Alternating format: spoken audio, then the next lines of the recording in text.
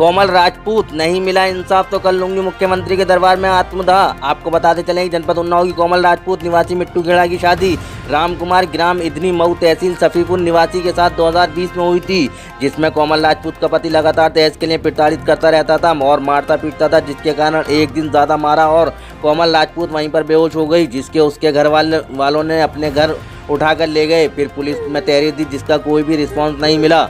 कोमल राजपूत ने बताया कि उसके पति राम कुमार का उसकी भाभी की बहन के साथ अवैध संबंध है, जिसके चलते मैंने उसका विरोध किया था।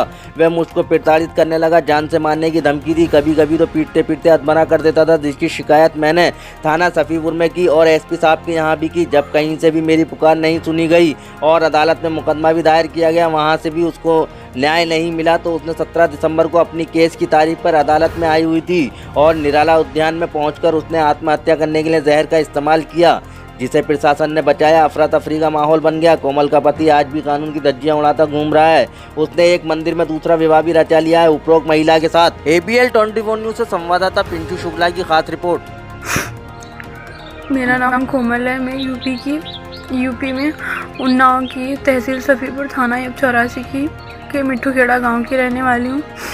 मेरी शादी सन 2020 में 18 फरवरी को सफीपुर के इधनी मऊ गाँव में राम कुमार के साथ हुई थी और शादी के कुछ दिनों बाद से ही मेरा हस्बैंड मुझे बहुत ज़्यादा मारता पीटता था। कम दहेज के लिए बहुत ज़्यादा प्रताड़ित करते थे। मेरी सास, मेरी ससुर, मेरे ननद, मेरे हस्बैंड बहुत ज़्यादा मुझे मारते थे। उसके बाद बेवजह मारते थे। उसके बाद तो मैंने पूछा कि मेरी गलती क्या है, तो मुझे क्यों मारते हो इतना ज़्यादा।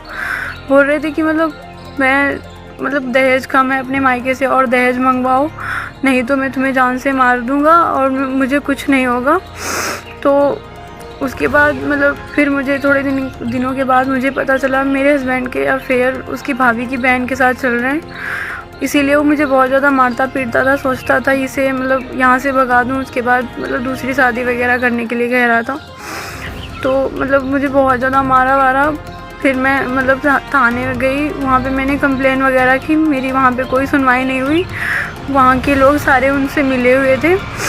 उसके बाद मैं अपने घर आ गई। उसके बाद वो लोग जाकर उन्नाव में विदाई का केस डाल दिया मेरे ऊपर और 3 साल से मेरा केस चल रहा है और अभी तक कुछ नहीं हुआ है। अभी जज बोल रहे थे भी 3 दिसंबर को कि ले जाओ, और मैं जाने के लिए तैयार हूँ, लेकिन वो ले नहीं जा रहा है। मुझे बोल रहा है कि मैं नहीं रखूँगा।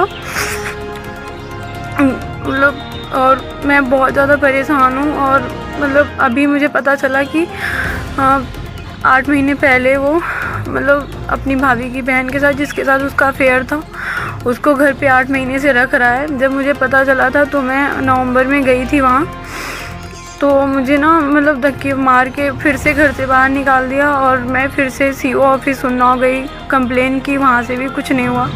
महिला थाना गई, वहाँ पर भी कुछ नहीं हुआ और सफीपुर में कंप्लेन की, यहाँ पर भी कुछ नहीं हुआ। उसके बाद से मैं बहुत ज़्यादा परेशान हूँ और मुझे धमकियाँ देता है कि अगर मैं ज़्यादा दिन तक केस चलेगा, और मुझे बोलता है कि जो है टूटा फूटा वो ले जाओ, मैं तुम्हें नहीं रखूँगा।